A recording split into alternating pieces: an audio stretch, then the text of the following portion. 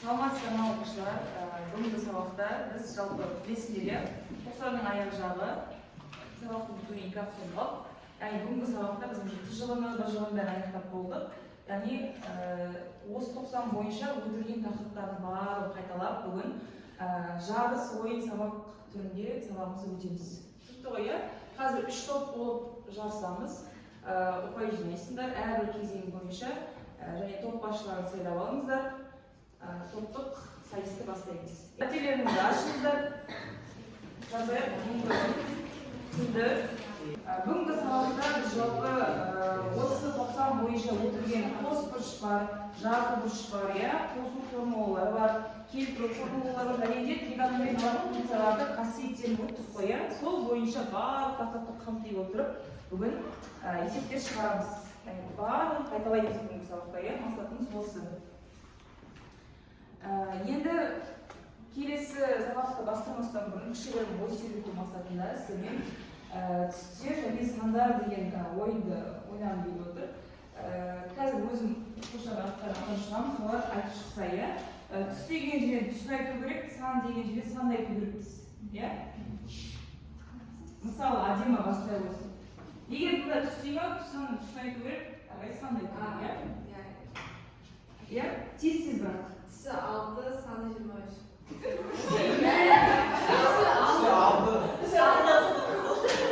Түс қызыл, сан 23.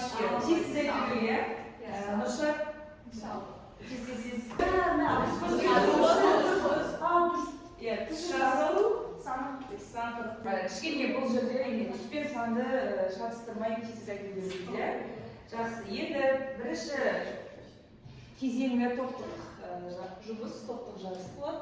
Білесіңдер, топтық жұмыс жасаған кезде ынтымақтастық болу керек, жауапкершілік болу керек, әрқайсымызда топ басшысын тыңдау керек, және топ бір-бірлерін тыңдау керек жерде, яғни жылдамдыққа жұмыс жасаймыз. Енді бәріңізді орындарына тұрыңдар. Бажаққа шығайық, бәріміз бері қарай шығыңдар, бері қарай шығыңдар. Барлықтар тез қарапқа домалаққа шығыңдар. 1, 2, 3 бастайық. Айналай бер.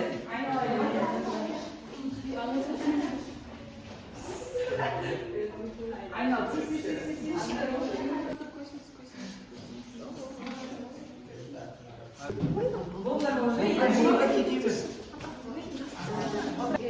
Екі штоп, қалатын үш штоп.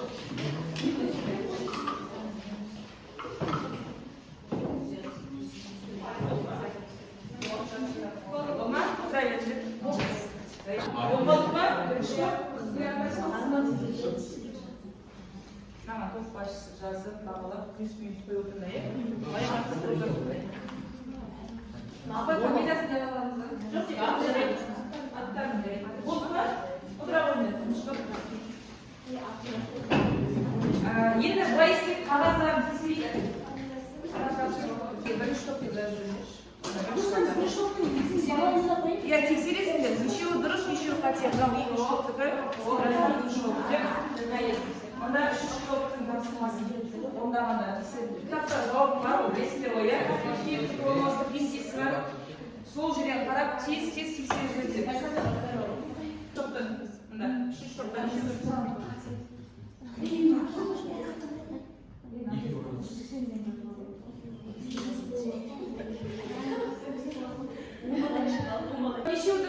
Екеуі дұрыс. Тек екеуі ғана ма?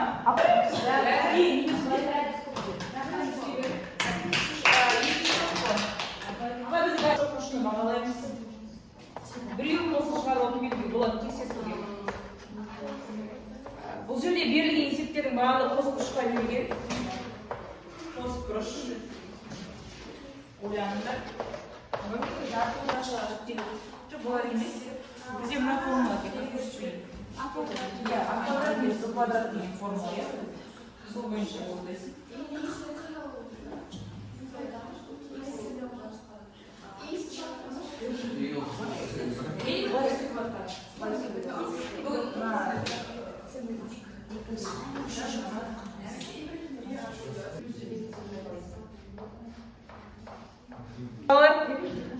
Аяна есебінде мына жері қай формуланы береді? иә, бірді беріп тұрсын. Ал екінші кезең. Жаңағы екінші кезең, енді мына үшінші кезең. Барлық болса, экранға назардар, бұл жерде үш топқа бөлініп тұр, ойын өзі. Ұяшқандай отырып, әрі қарай оны ашып, ішіндегі сұраққа дұрыс жауап береміз. Бізде ұпай саны басып тұрады. Енді бірінші топтан бастайық тез-тез. Бір ұяшқандай ойындар. 7. Таңес 90 градусы мән шейді. Жоқ, писте. Таңес 90 градусы мәні. Минус деген береді. Анықталмаған дұрыс па? Жақсы. Барлығы жаңағыдай бір-бір қалай? Радиусы бір қабылдаймыз. 14. Егер синустың мәні 2-ден 1 болса, косинустың мәні 2-ден. Бұл тепе-теңдік арқылы шығара аласыздар ғой. Түбірасындағы 1-ден бай алып тастау керекпіз. Енді бұдан төбеден шығарса ештеңе берді.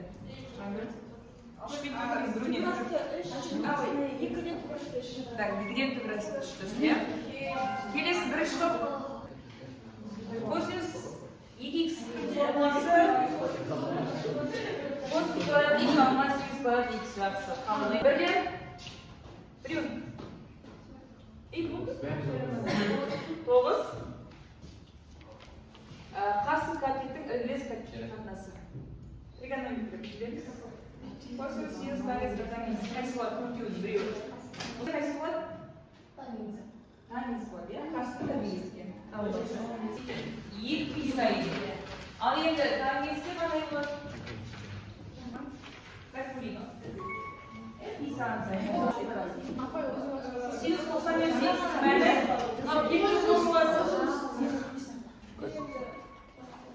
Косинус х. Енді оны х пен айтса қалай болады? Альфаның орнына х пен. Альфаның орнына х қоямыз енді.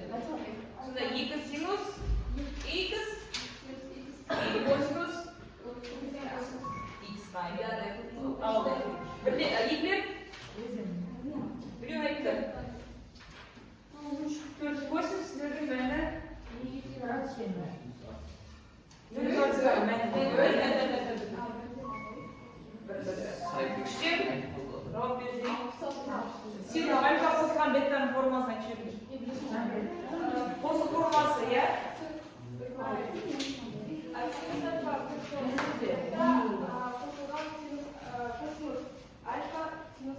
Жақсы қалды. Сонымен бізде иә. Мұнда емес. Мұнда сесін бірінші күн тауып береді. Иә, біріншісін қайтесін. Иә, неге? Бұл қай формула?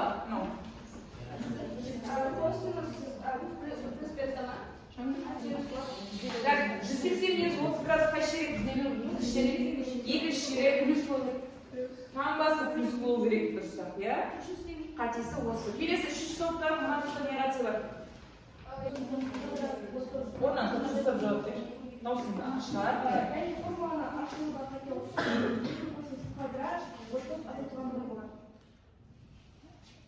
Яғни косинус квадрат 30, 15. Альфамызды 2-ге бөлеміз. Бұл қай формула болады? Жақсы. Жарайсыңдар. Келесі енді жеке жұмысты тез орындап жүрейік. Мына жерде сосын сабақ соңында осы маған жинап берілсе, мен қарап есеп шығамын. Осы мәтел болысы периоды жұптақты орындап ең басында, сол бойынша тез толтырып шығамыз, үстіне отчетын жазып бересіздер. Так, сіздерге 2 минут уақыт. Тригонометриялық функциялардың қасиеттерін қайталаймыз.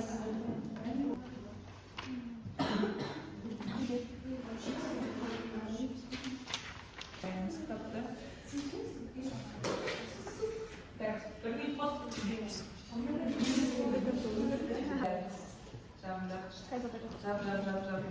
Tak, jabamiz.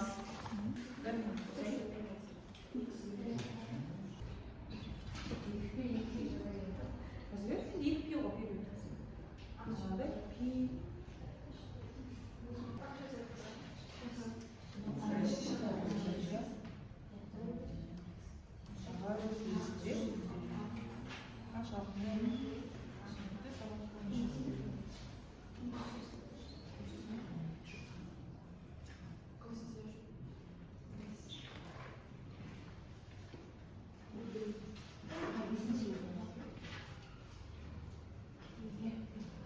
Bu kısmını ayaktayız.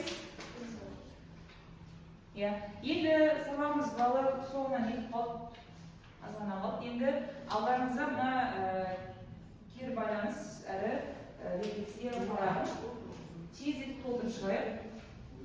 Мына жерде аты жөніңіз жазасыңдар және сабақ бойынша өздеріңе қанша балл бересіңдер, қаншалықты сабақ түсініксіздерге.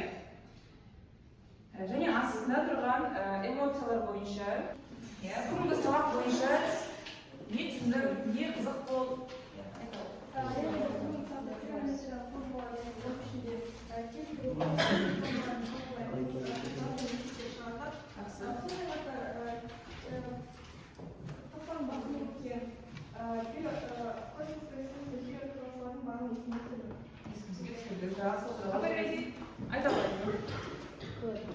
Mağazaның сабақ ұнады. Біз топқа бөлініп, өзімізге қажетті балаларды алдық. Және де адамның жеке жұмысы және топтық жұмысымен сабаққа өтті. Жақсы оқушылар, бүгінгі сабағымыз қадағанда көп рахмет. Ана алдарыңыздағы бағалау парақшасында қарай отырып, сіздер бүгінгі сабақ бойынша бағалаймыз, иә? Сабақ аяқталды, құдай өзге болады.